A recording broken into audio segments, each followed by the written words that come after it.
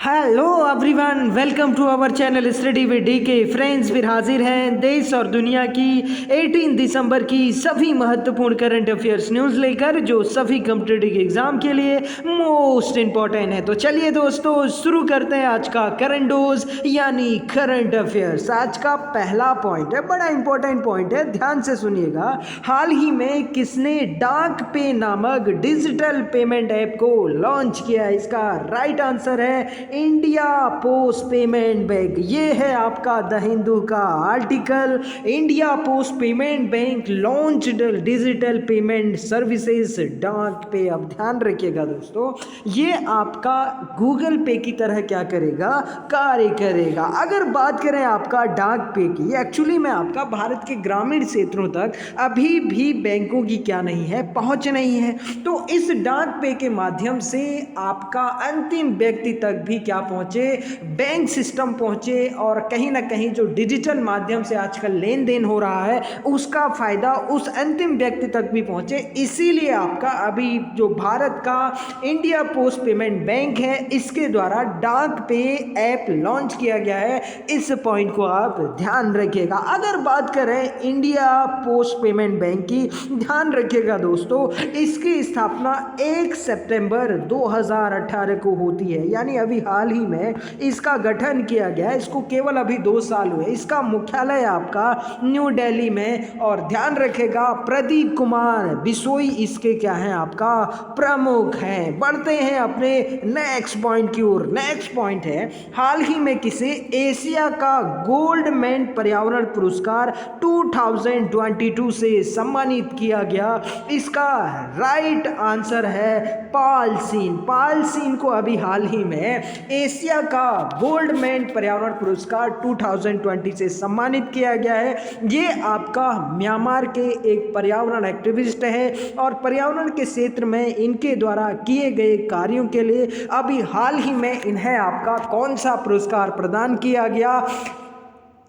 Goldman पर्यावरण पुरस्कार 2020। तो अगर बात करें आपका गोल्डमैन पुरस्कार की, ध्यान रखिएगा, इस पुरस्कार को पर्यावरण का नोबेल पुरस्कार कहा जाता है। क्या कहा जाता है? पर्यावरण का नोबेल पुरस्कार। ये है आपका म्यांमार के पॉल सिन, जिन्हें ये पुरस्कार प्रदान किया गया है। अगर बात करें आपका इस पुरस्कार को किसके द्वारा दिया जाता है, तो ध्यान रखिएगा, इस पुरस्कार को आपका IUCN के द्वारा दिया जाता है। गोल्डमैन पर्यावरण पुरस्कार सैन फ्रांसिस्को के गोल्डमैन पर्यावरण फाउंडेशन द्वारा हर वर्ष जमीनी स्तर पर काम करने वाले पर्यावरण कार्यकर्ताओं को दिया जाता है। इस पुरस्कार को ग्रीन नोबेल पुरस्कार के नाम से भी जाना जाता है। ये पुरस्कार दुनिया के 6 मानव सभ्यता वाले इलाकों, अफ्रीका, एशिया, यूरोप और आपका जो है उत्तरी अमेरिका और दक्षिणी एवं मध्य अमेरिका में पर्यावरण संरक्षण में उल्लेखनीय कार्य करने वाले लोगों को दिया जाता है। ध्यान रखिएगा, यह पुरस्कार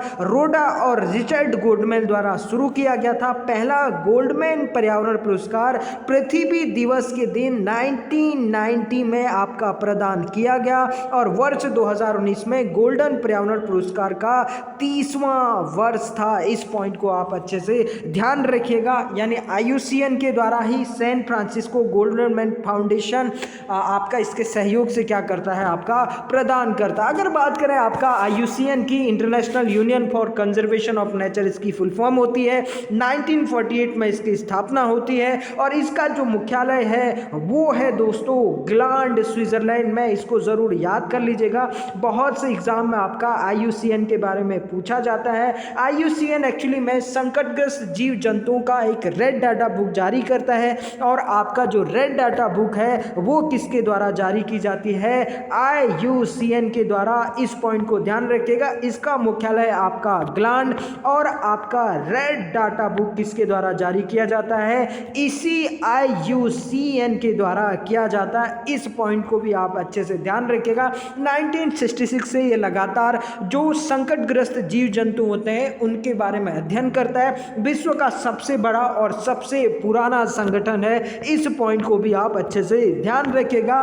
बढ़ते हैं अपने नेक्स्ट पॉइंट की ओर। नेक्स्ट पॉइंट है, हाल ही में किस राज्य में अम्मा मिनी क्लिनिक योजना शुरू की? इसका राइट आंसर है आपका तमिलनाडु। अब ध्यान रखिएगा, अभी हाल के राज्यों में बहुत से राज्यों ने हेल्थ के लिए आपका डिफरेंट क्लिनिक योजना शुरू की है। सबसे पहले तो ध्यान रखिएगा, अम्मा क्लिनिक योजना अभी हाल ही में तमिलनाडु के जो मुख्यमंत्री हैं के पलानीस्वामी, इन्हीं के द्वारा आपका ये तमिलनाडु में चेन्नई से इसकी शुरुआत हुई है। इसका लक्ष्य है लगभग 2000 आपका क्लिनिक की स्थापना करना और इसका उद्देश्य है गरीब परिवारों तक स्वास्थ्य सुविधाओं को आसानी से और आपका मुफ्त में क्या करना, मुहैया कराना। अब हाल ही में दिल्ली सरकार ने मोहल्ला क्लिनिक शुरू किया था। कौन सा क्लिनिक? मोहल्ला क्लिनिक। इस पॉइंट को भी आप अच्छे से ध्यान रखिएगा कि मोहल्ला क्लिनिक किसके द्वारा शुरू किया गया।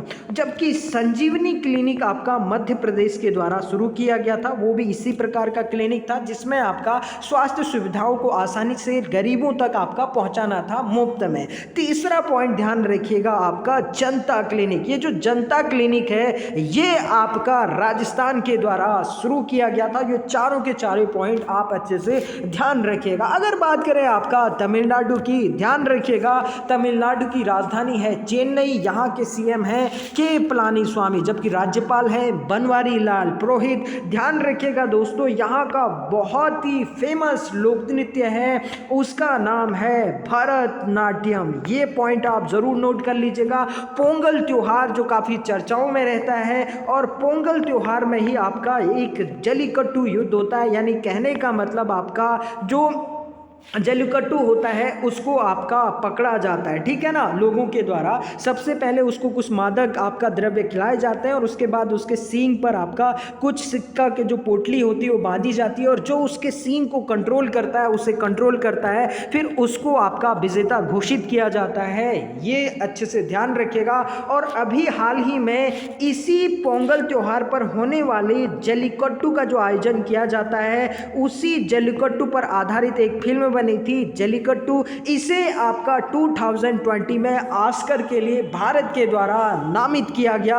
इस पॉइंट को आप अच्छे से ध्यान रखिएगा। अगर बात करें तमिलनाडु के राष्ट्रीय पार्क की, नेशनल पार्क की, ध्यान रखिएगा मुकुर्थी, मधुमलाई और मन्नार की खाड़ी, ये यहाँ के आपका प्रमुख राष्ट्रीय पार्क हैं। फिर रिवीजन करते हैं, यहाँ के राष्ट्रीय पार्क हैं आपका मुकुर्थी और मधुमलाई। और ध्यान रखिएगा दोस्तों, मन्नार की खाड़ी बहुत बार आपका जो है मोस्ट ऑफ एग्जाम में ये सवाल आपका पूछा गया है। इस पॉइंट को आप जरूर नोट कर लीजिएगा। यहाँ एक शहर का नाम है मदुरई। मदुरई को आपका मंदिरों का शहर कहा जाता है। क्या कहा जाता है? मंदिरों का शहर। और ध्यान रखिएगा ये जो मदुरई है वो आपका वेंगई नदी के तट पर है और यहाँ बहुत ही आपका जो है फेमस मंदिर है जिसका नाम है मीनाक्षी मंदिर। क्या नाम है आपका? मीनाक्षी मंदिर। और आपका ये जो मीनाक्षी मंदिर है वो द्रविड़ शैली में बना है। किस शैली में बना है? द्रविड़ शैली में बना है। इस पॉइंट को ध्यान रखिएगा।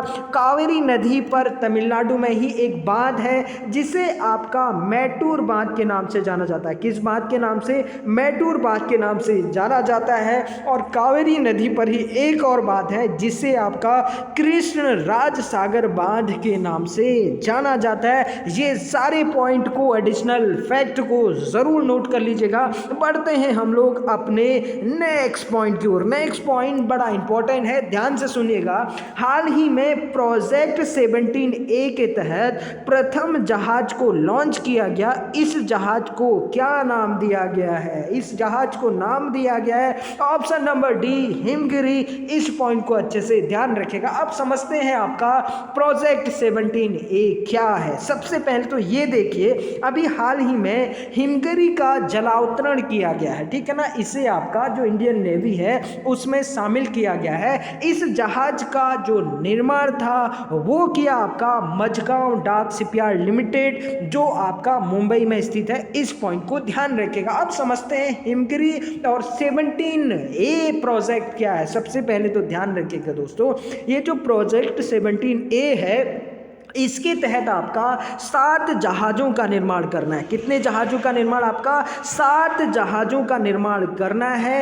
और ध्यान रखिएगा इसमें 4 जहाज़ों का निर्माण किया जाएगा मझगांव डाक शिपयार्ड लिमिटेड मुंबई के द्वारा, जबकि 3 जहाज़ों का निर्माण किया जाएगा garden rich shipyard limited Kolkata के द्वारा। फिर से रिवीजन करते हैं, इसमें से जो टोटल जहाज़ बनने हैं आपका प्रोजेक्ट 17A के तहत, उसमें से आपका 3 जो बनाए जाएंगे वो बनाए जाएंगे garden rich shipyard limited Kolkata के द्वारा, जबकि 4 बनाए जाएंगे मझगांव डाक शिपयार्ड लिमिटेड मुंबई के द्वारा। बहुत बार आपका सवाल पूछा गया है कि जो मझगांव डाक शिपयार्ड लिमिटेड है वो कहाँ स्थित है? वो है आपका मुंबई में, जबकि गार्डन रिच शिपयार्ड लिमिटेड किधर है? वो है आपका कोलकाता में। इस पॉइंट को ध्यान रखिएगा।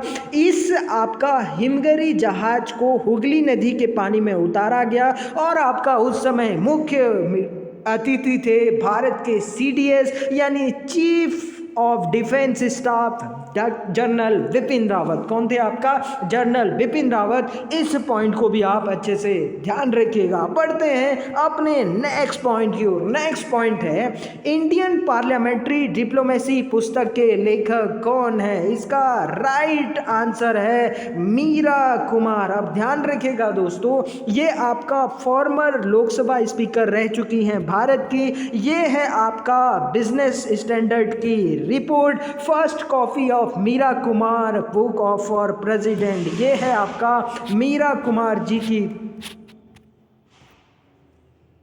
पुस्तक इंडियन पार्लियामेंट्री डिप्लोमेसी। अब ध्यान रखिएगा दोस्तों, ये जो इंडियन पार्लियामेंट्री डिप्लोमेसी पुस्तक है ये आपका मीरा कुमार के द्वारा लिखी गई। अगर बात करें हम लोग मीरा कुमार की, तो बिहार का एक लोकसभा आपका क्षेत्र है जिसका नाम है सासाराम। इसी सासाराम से मीरा कुमार जी आपका इलेक्शन लड़ती है। ये भारत के आपका एक बहुत ही फेमस नेता थे जगजीवन राम जी की ये क्या है? पुत्री हैं। और ध्यान रखिएगा ये भारत की पहली महिला लोकसभा स्पीकर थी। इससे पहले जब आपका यूपीए की सरकार थी यानी कांग्रेस की सरकार थी, तो उस समय मनमोहन सिंह भारत के प्रधानमंत्री हुआ करते थे। तो ध्यान रखिएगा उसी समय ये भारत की पहली महिला आपका लोकसभा स्पीकर बनी। इस पॉइंट को ध्यान रखिएगा। और उसके बाद आपका दूसरी महिला बनी थी सुमित्रा महाजन। और वर्तमान में आपका लोकसभा के स्पीकर कौन है? ओम बिरला है। जबकि भारत के पहले आपका स्पीकर यानी मेल प्लस फीमेल दोनों, ठीक है ना, वो थे आपका GV मावलंकर। कौन थे? आपका GV मावलंकर, जिन्हें भारतीय लोकसभा का जनक भी कहा जाता है यानी गणेश वासुदेव मावलंकर। इस पॉइंट को भी ध्यान रखिएगा। तो ध्यान रखिएगा दोस्तों, इंडियन पार्लियामेंट्री डिप्लोमेसी बुक किसकी है? आपका मीरा कुमार की है। बढ़ते हैं अपने नेक्स्ट पॉइंट की ओर। नेक्स्ट पॉइंट है बड़ा इंपॉर्टेंट है। किस राज्य में ओला कैब का नाम तो आपने सुना ही होगा, ने विश्व का सबसे बड़ा स्कूटर कारखाना स्थापित किया जाने की घोषणा की है? फिर से इस क्वेश्चन को पढ़ लेते हैं। किस राज्य में ओला द्वारा विश्व का सबसे बड़ा स्कूटर कारखाना स्थापित किया जाएगा? इसका राइट आंसर है आपका तमिलनाडु में। यह है आपका टाइम्स ऑफ इंडिया की रिपोर्ट। Ola plans to foray into electric scooter manufacturing. इस तरीके से आपका ओला के द्वारा जो स्कूटर है वो आपका यहाँ पर बनाए जाएंगे। और ध्यान रखिएगा ये आपका विश्व का सबसे बड़ा स्कूटर कारखाना स्थापित किया जाएगा। ये स्थापित किया जाएगा तमिलनाडु के होसूर नामक स्थान पर। और इसमें जो अनुमानित निवेश है या कहने का मतलब बजट है वो आपका 2400 करोड़ रुपया कहा जा रहा है। इस पॉइंट को भी आप अच्छे से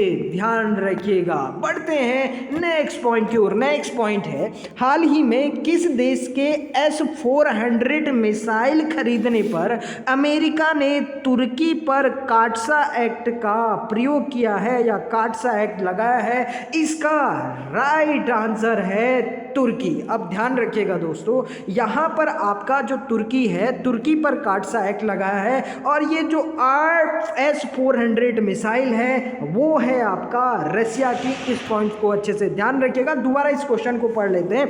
हाल ही में किस देश के S-400 मिसाइल खरीदने पर अमेरिका ने तुर्की पर काटसा एक्ट लगाया है? इसका राइट आंसर है आपका रसिया। ठीक है ना, थोड़ी सी मिस्टेक होगी है, माफ करेगा उसके लिए।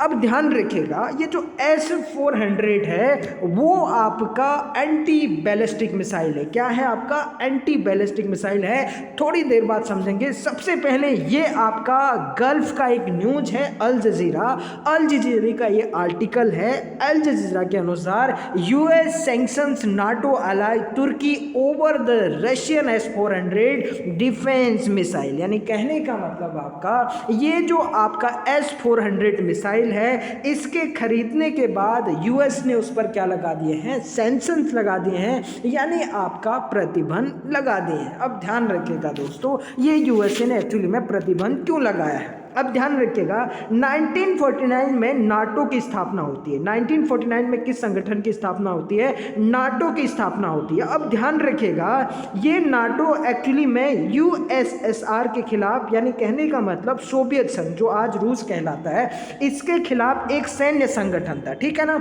होता क्या है, इस सैन्य संगठन में आपका 30 मेंबर होते हैं। इसका मुख्यालय ब्रुसेल्स बेल्जियम में है। ठीक है ना। अब होता क्या है कि आपका इसी 30 कंट्रीज में कौन शामिल होता है? तुर्की शामिल होता है। तो अब ध्यान रखिएगा, रसिया के खिलाफ उसने नाटो बनाया और 1991 में प्रोवाइडेड यूएसएसआर खत्म होके उसने रसिया का रूप ले लिया। लेकिन ध्यान रखिएगा कि आपका अभी भी नाटो क्या है? एक संगठन के रूप में है और आपका तुर्की इसका मेंबर था। अब तुर्की ने भैया जिसके खिलाफ हमने नाटो बनाया था उसी के क्या कर लिए? हथियार खरीद लिए। तो ऐसे में आपका कहीं ना कहीं यहाँ पर तुर्की के द्वारा यूएसए के साथ दगाबाजी की गई। क्यों दगाबाजी की गई? क्योंकि आपका तुर्की के लिए यूएसए ने एक प्रोग्राम लॉन्च किया था जिसे आपका F-35 प्रोग्राम के नाम से जाना जाता है। इस F-35 के तहत आपका यूएसए ने आपका अपने जो F-35 कहने का मतलब आपका विमान थे वो किसको प्रदान किया था? तुर्की को प्रदान किया था। अब ध्यान रखिएगा, ये जो S-400 है ये बहुत ही ज़्यादा आधुनिक और बहुत ही ज़्यादा पावरफुल बैलिस्टिक मिसाइल है। ठीक है ना। अब सबसे पहले तो हम लोग बैलिस्टिक मिसाइल को समझते हैं। ठीक है ना। और उसके बाद समझेंगे कि तुर्की पर अभी काटसा जो एक्ट है उसका प्रयोग क्यों किया गया। जैसे मान लीजिए आपका बैलिस्टिक मिसाइल का मतलब ये होता है कि मान लीजिए यहाँ से हम आपका कोई लड़ाकू विमान ले जा रहे हैं या कोई आपका जो है मिसाइल आपका, चाहे वो क्रूज मिसाइल है या आपका बैलिस्टिक मिसाइल है, तो यहाँ पर मान लीजिए आप ये ए कंट्रीज है और ये आपका बी कंट्रीज है। ठीक है ना। अब ए कंट्रीज के द्वारा आपका यहाँ से कोई मिसाइल यहाँ छोड़ा जाता है। ठीक है ना। तो यहाँ पर मान लीजिए ये S-400 है। ठीक है ना। तो S-400 क्या करेगा कि आपका यहाँ से अपना मिसाइल छोड़ेगा। एंटी बैलिस्टिक का मतलब होता है कि मिसाइल्स को भी खत्म करने वाला। ठीक है ना। तो इस मिसाइल को यहीं पर ये बीच रास्ते में क्या कर देगा? डिस्ट्रॉय कर देगा।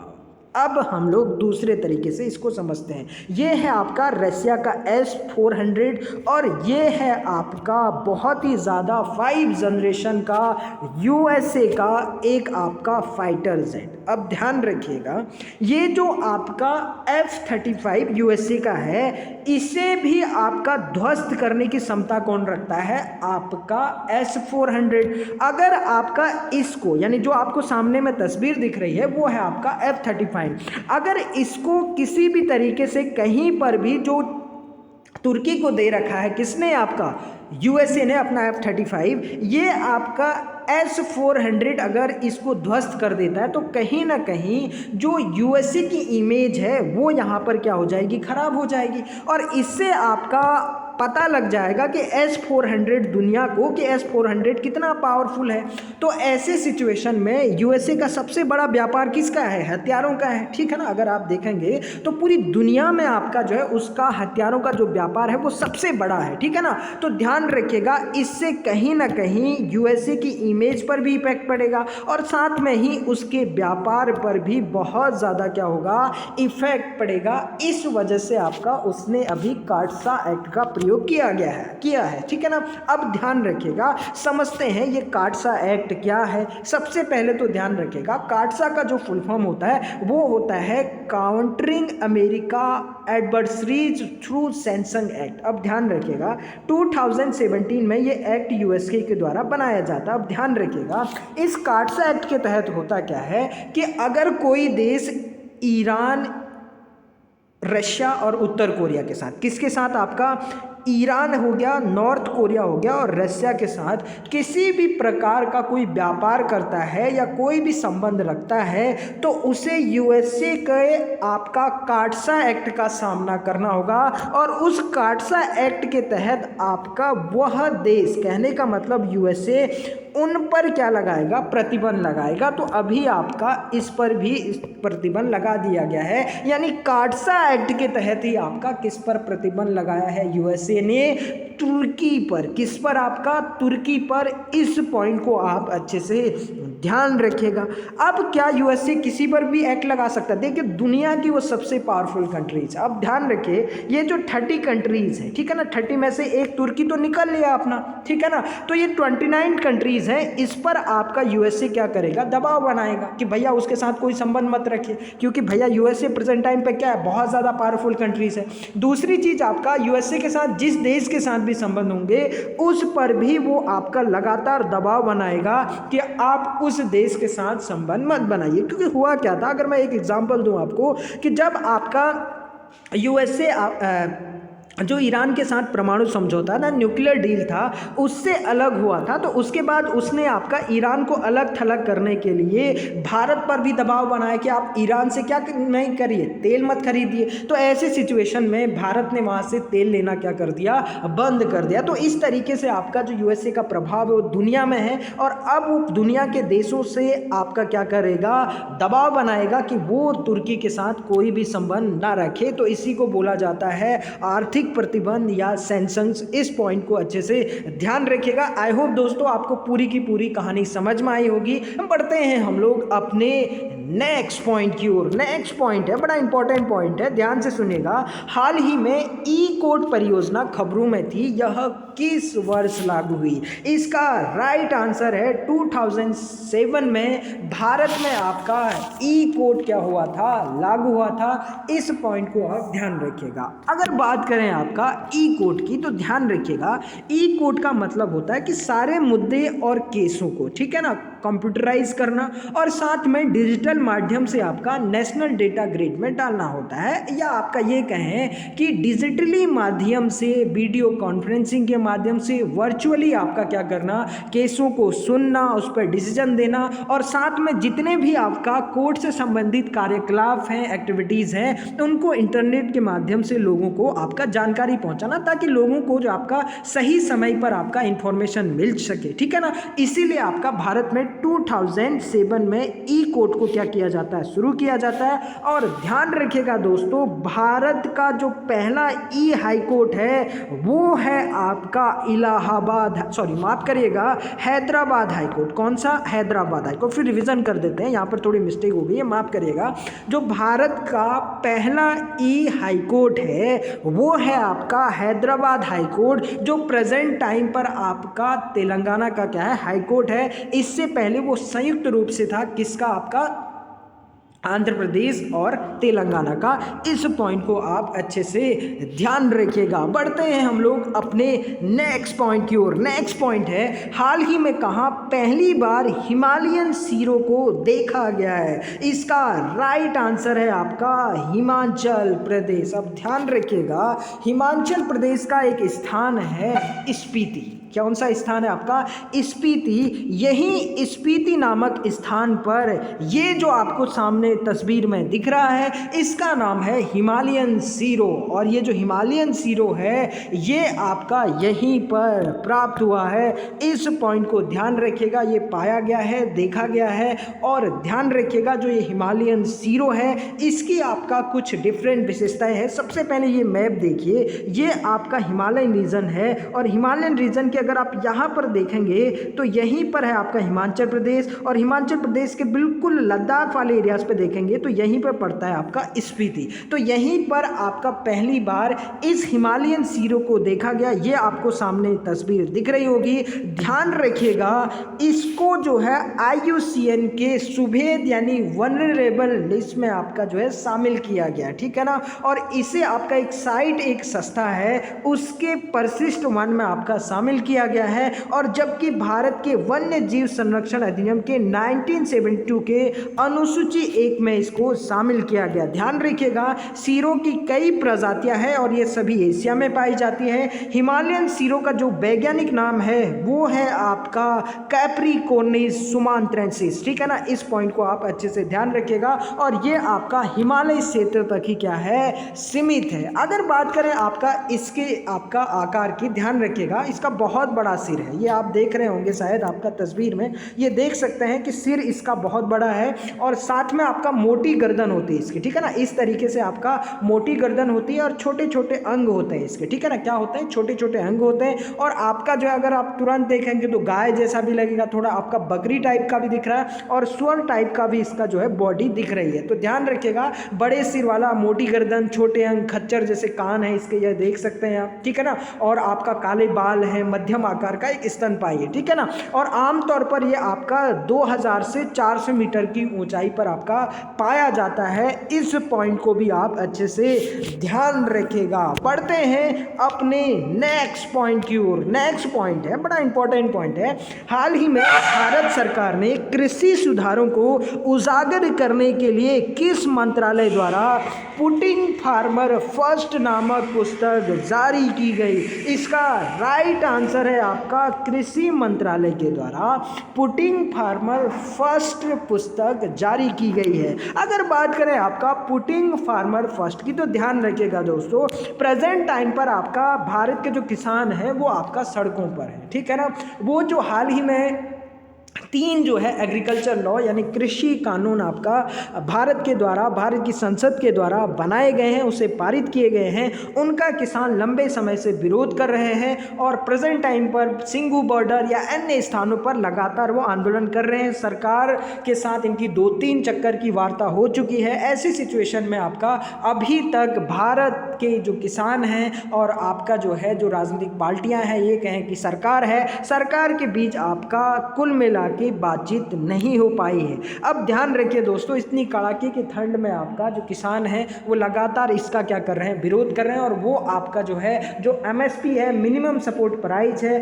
उसे आपका कानूनन क्या करना चाह रहे हैं कि वो कानून की जो मान्यता दी जाए और कानून बनाया जाए कि मिनिमम सपोर्ट प्राइस आपका किसानों को दिया जाएगा। लेकिन सरकार आपका कुछ मुद्दों पर बहुत ज़्यादा क्या है, एकदम स्ट्रेट फॉरवर्ड है। सरकार आपका उनकी बातों को नहीं मान रही, किसान भी लगातार क्या कर रहे हैं, आंदोलन कर रहे हैं। ऐसी सिचुएशन में जो भारत सरकार है, भारत सरकार के द्वारा ये किताब लॉन्च की गई है, पुटिंग फार्मर्स फर्स्ट। अब ध्यान रखिएगा, इस किताब में ये बताया गया है कि MSP खत्म नहीं होगी और जो APMC एक्ट है ये भी आपका ख़त्म नहीं होंगे। और आपका ये जो बिल है वो कहीं ना कहीं किसानों की हालत को बेहतर करेगा, भारत में किसानों की सिचुएशन को बेहतर करेगा। साथ में ही आपका इस किताब में यह बताया गया है कि जो 6 साल है, यानी सरकार यानी BJP की जो सरकार है अभी प्रेजेंट टाइम पर, भारत सरकार यानी, उसने आपका 6 सालों में किसानों के हित में क्या क्या काम किए और किस तरीके से उन्होंने आपका जो है किसानों के लिए बेहतर काम किया है। और प्रेजेंट टाइम पर जो 3 कृषि कानून हैं वो भी आपका कहीं ना कहीं कृषकों के हित में है, किसानों के हित में है।